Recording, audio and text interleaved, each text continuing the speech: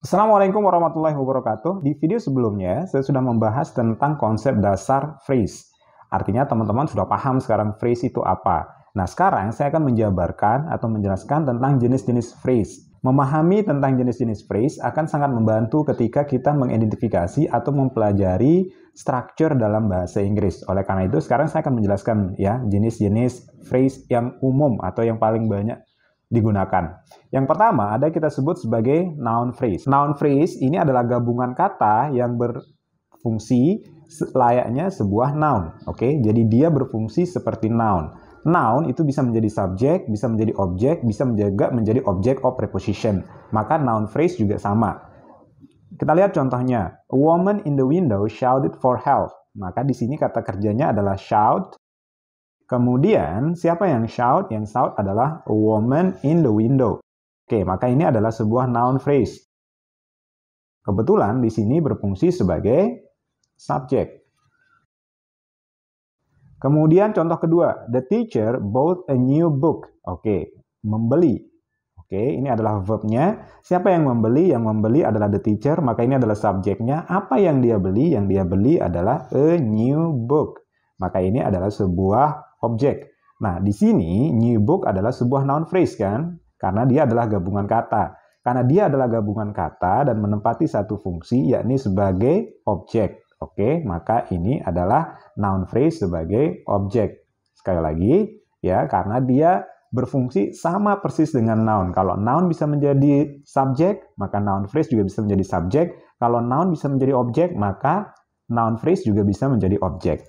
Oke, yang kedua, ada yang kita sebut sebagai gerund phrase. Gerund phrase itu adalah phrase atau gabungan kata yang terdiri dari gerund yang berfungsi persis seperti gerund. Oke, gerund itu kan adalah verb ing ya, verb ing yang berfungsi sebagai noun. Misalkan kayak smoking is unhealthy. Smoking is unhealthy, merokok itu tidak sehat. Apa yang tidak sehat? Merokok. Nah, dia menjadi subjek kan? Artinya di sini dia tidak berfungsi sebagai kata kerja meskipun dia adalah verb ing, tapi dia berfungsi layaknya noun dan dia bisa menjadi subjek, bisa menjadi objek atau object of preposition. Oleh karena itu, maka gerund phrase adalah gabungan kata yang intinya adalah gerund. Oke, di sini kita punya dua contoh. Yang pertama, smoking in the office is forbidden. Is forbidden. Oke, ini adalah verbnya. Jadi kita tinggal bertanya, apa sih yang dilarang? Yang dilarang adalah smoking in the office. Maka ini adalah sebuah subjek. Maka di sini gerund phrase posisinya sebagai subject of a sentence. Sebagai sebuah subjek dari kalimat. Yang kedua, I enjoy listening to music. Kata kerjanya apa? Kata kerjanya adalah enjoy. Oke, siapa yang menikmati? I. Maka ini adalah subjek. Apa sih yang saya nikmati? Yang saya nikmati adalah mendengarkan musik. Maka ini adalah sebuah objek. Dan objeknya di sini adalah sebuah phrase yang intinya adalah listening. Dan listening ini adalah sebuah gerund phrase, maka ini disebut sebagai gerund phrase. Listening to music, gerund phrase sebagai sebuah objek. Seperti yang saya bilang tadi, gerund itu berfungsi persis sama dengan noun. Kalau noun bisa menjadi subjek, ya udah gerund juga bisa menjadi subjek. Gerund phrase juga sama dengan noun phrase, dia bisa jadi subjek juga. Dan ini juga sama ya, dia bisa menjadi objek, di sini juga bisa menjadi objek. Yang ketiga, atau kita sebut sebagai infinitive phrase. Infinitive phrase, oke? Infinitive phrase adalah phrase atau gabungan kata yang intinya adalah infinitive. Infinitive itu apa sih? Infinitive itu adalah kata kerja yang masih menggunakan to. Contohnya misalkan ya, to go, to read, to write. Ini adalah infinitive, oke? Kita sebut sebagai to infinitive. Nah, coba kita lihat contohnya. I like to drive a car. Oke. Like, ini adalah kata kerjanya. Siapa yang suka? Saya. Apa yang saya sukai? Yang saya sukai adalah to drive a car. Maka ini adalah objek. Jadi, infinitive phrase ini bisa atau berperilaku juga layaknya gerund sama noun. Dia bisa menjadi objek, bisa menjadi subjek. Oke. Nah, di sini gerund phrase. Kenapa? Karena bukan hanya to drive kan, tapi dia digabungkan dengan a car. To drive a car. Maka ini adalah bukan gerund ya. Ini adalah sebuah infinitive phrase ya yang berfungsi sebagai subjek. Kemudian selanjutnya To get success in the exam is the ambitions of every student. Oke, di sini kita cari kata kerjanya. Kata kerjanya adalah is. Oke, apa sih yang menjadi ambisi dari setiap siswa? Yang menjadi ambisi dari setiap siswa adalah to get success in the exam. Maka ini adalah subjeknya. Oke, subjeknya apa? To get success in the exam. Dan di sini ada to get, kan? Dan digabungkan dengan success in the exam. Maka ini adalah sebuah infinitive phrase. Oke, infinitive phrase yang berfungsi sebagai subjek.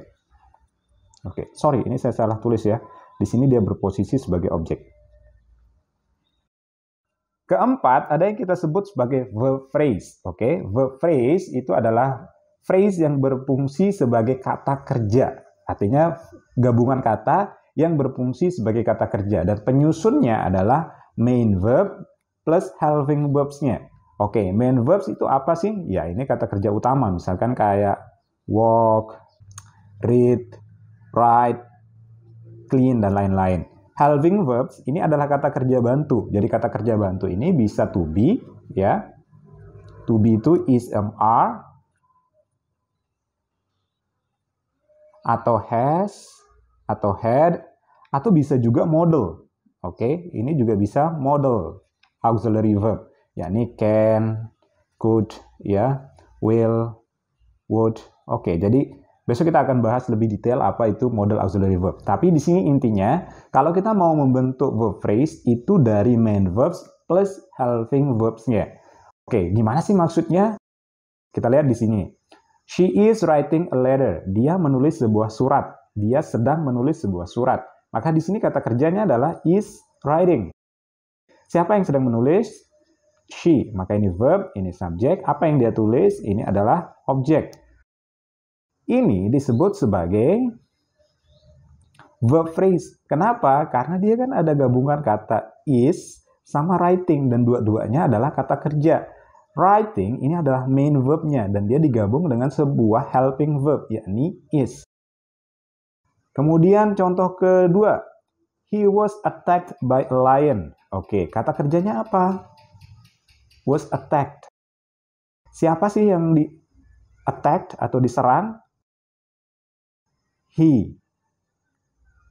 Subjek was attacked by a lion. Oleh. Oke, pelakunya ini kan gitu ya. Maka di sini ini adalah verbnya. Karena ini bentuk pasif ya, maka pasti di sini kita adalah butuh helping verb dan helping verbnya adalah to be. Kemudian attacked ini adalah sebuah main verbnya.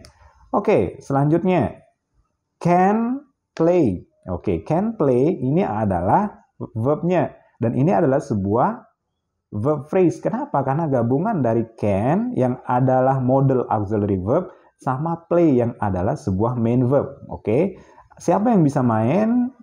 Subjek. Oke, clear? Jadi sampai di sini saya harapkan teman-teman sudah paham ya konsep tentang verb phrase. Jadi verb phrase itu sekali lagi gabungan antara main verb sama helping verbs-nya. Oke, yang terakhir ada prepositional phrase. Jadi prepositional phrase ini adalah phrase yang intinya adalah sebuah preposition. Preposisi. Preposisi itu apa aja? In, on, at, with, ya, without, behind, dan lain-lain. Masih banyak ya part of speech yang masuk dalam kategori preposition. Contohnya apa? She always speaks in a respectful way. Speaks, ini verbnya. Oke, ini adalah verbnya. Ini adverb ya, always. Kemudian subjeknya apa? She. Oke, mana prepositional phrase-nya? Prepositional phrase-nya adalah ini, in a respectful way. She always speaks in a respectful way. Bagaimana sih cara dia ngomong? In a respectful way. Berarti ini adalah sebuah prepositional phrase yang berfungsi sebagai adverb. Kok bisa adverb?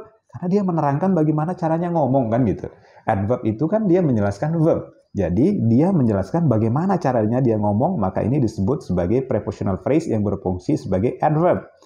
She lives in a very nice house. Oke, lives adalah verbnya. Siapa yang tinggal? She. Di mana dia tinggal? Di a very nice house. Maka ini adalah sebuah prepositional phrase.